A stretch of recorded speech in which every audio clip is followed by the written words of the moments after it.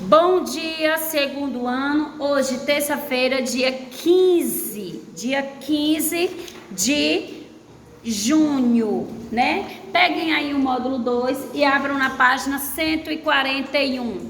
Hoje nós vamos com um novo conteúdo. Nós vamos falar sobre operações inversas. O que é operação inversa? É o que é invertido.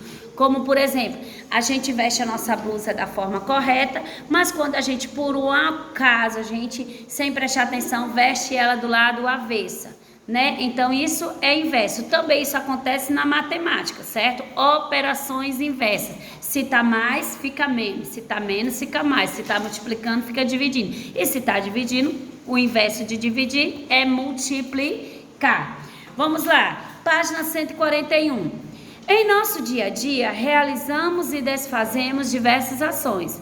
O ato de desfazer é uma ação inversa. Observem alguns exemplos. Ação: abrir, fechar, entrar e subir. Ação é tudo aquilo que a gente pratica. Ação inversa: de abrir, fechar, de entrar, sair e de subir, descer. Em matemática, isso não é diferente. Podemos verificar se o resultado obtido em um cálculo está correto, efetuando o cálculo inverso, ou seja, a operação inversa. Soraya tem uma lanchonete e colocou à venda 45 salgados. Após vender alguns deles, ela verificou que ainda restavam 32. Né? E aí, para determinar esse cálculo, ela teve que fazer uma subtração, porque ela queria descobrir quantos salgados ela havia vendido. Então, se é uma subtração, é uma continha de menos. Aí ela pegou o 45, colocou o 45 em cima, ela armou a continha e o 32 embaixo. Resolveu a unidade, depois resolveu as dezenas, que formou o número 13, né? Tinha 5, tirou 2, ficaram 3. Ela tinha 4, tirou 3, ficaram 1. Então, restaram 13 salgados. Mas para que ela entendesse que ela fez realmente a conta certa, ela teve que fazer o inverso. Primeiro ela fez a continha de menos, que foi a de subtração. E agora o inverso de menos é mais. Ela vai fazer o inverso. Ela vai pegar o resultado da subtração, que foi 13, e somar com do total dos salgados. Ou ela pode somar ela tem que somar com o resultado do total de salgados que sobraram. Qual é o total de salgados que sobraram? 32. Então, ela vai somar 13 mais 32, que vai dar 45. 45 é o total de salgados que ela colocou para vender. A página 142 você vai fazer e a página 143. E vamos lá para um novo conteúdo, medidas, certo? Vocês já ouviram esse nome? Medidas? A alimentação, a saúde e a higiene são alguns dos fatores que influenciam em nosso crescimento.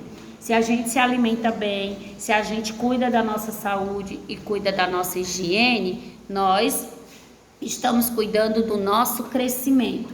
Se medirmos a nossa altura hoje e daqui a um ano, podemos determinar quantos centímetros nós crescemos. Nesse período, efetuando uma subtração.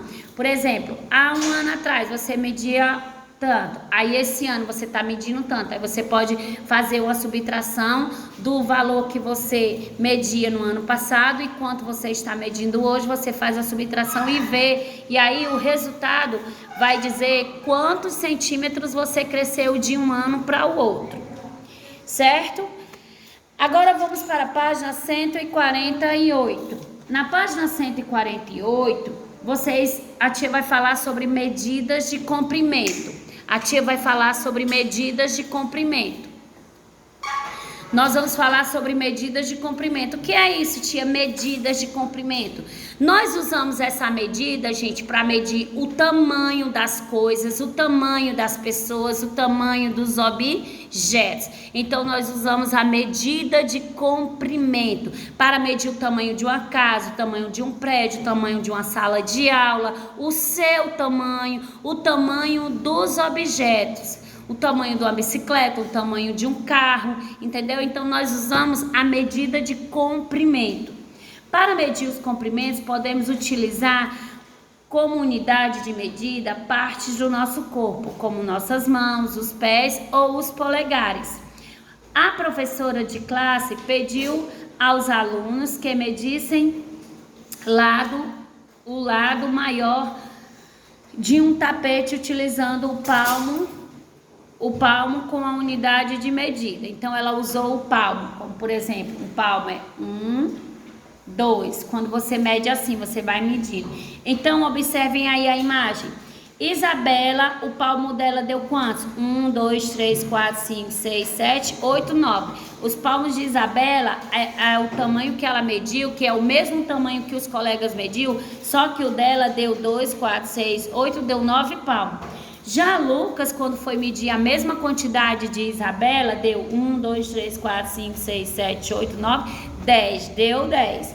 E o Félix? 1, 2, 3, 4, 5, 6, 7, 8. Então, o Félix só deu 8. Por quê, gente? Porque cada palmo não é o mesmo tamanho.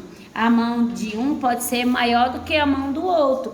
Mas eles mediram a mesma quantidade, sendo que a Isabela foi 9, o Félix foi 8 e o Lucas foi 10. Em sua opinião, por que os resultados foram diferentes?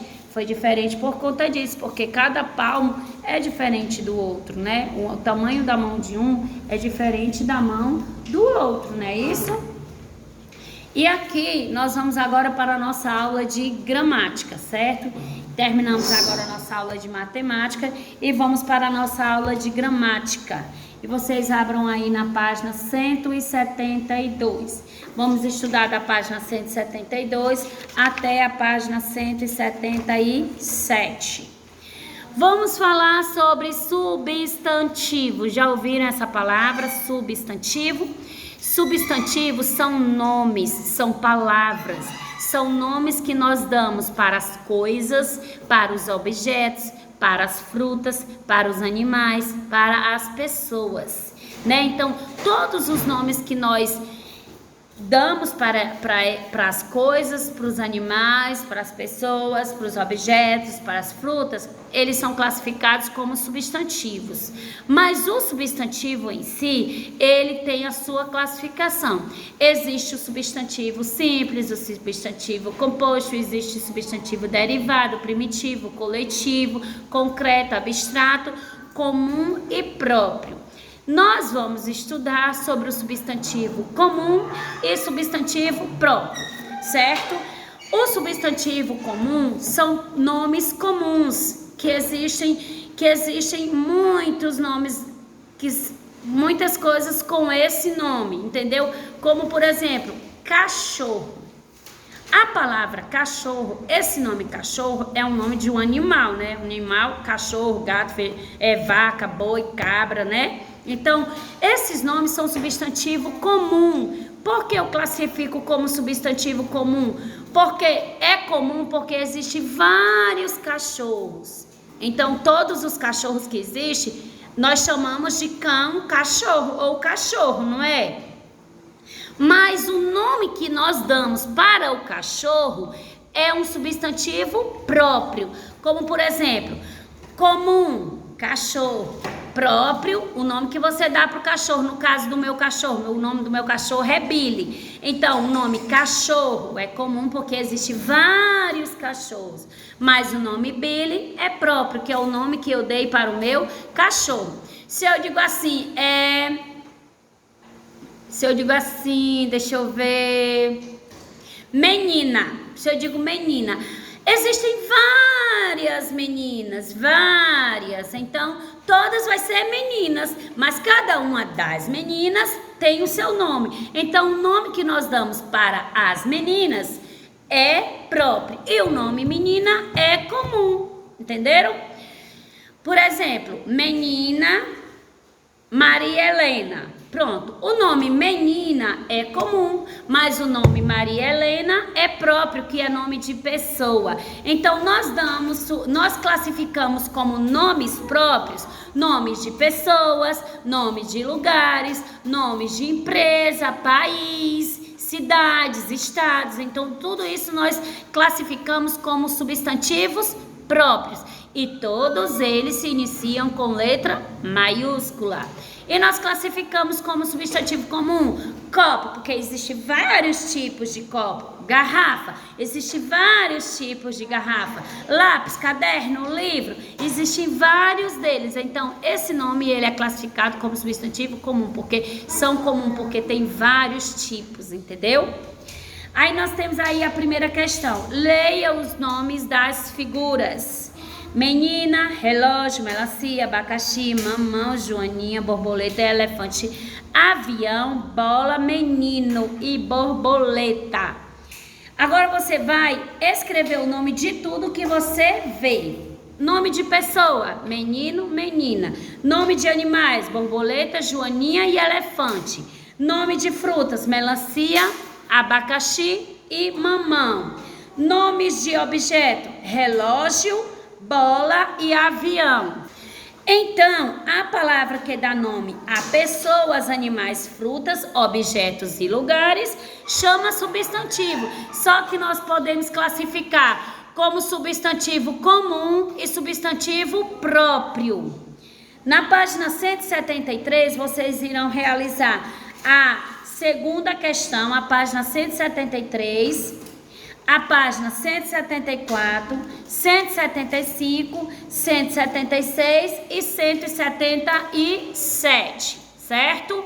Vão treinar o que a tia acabou de explicar. Fiquem com Deus e até a próxima.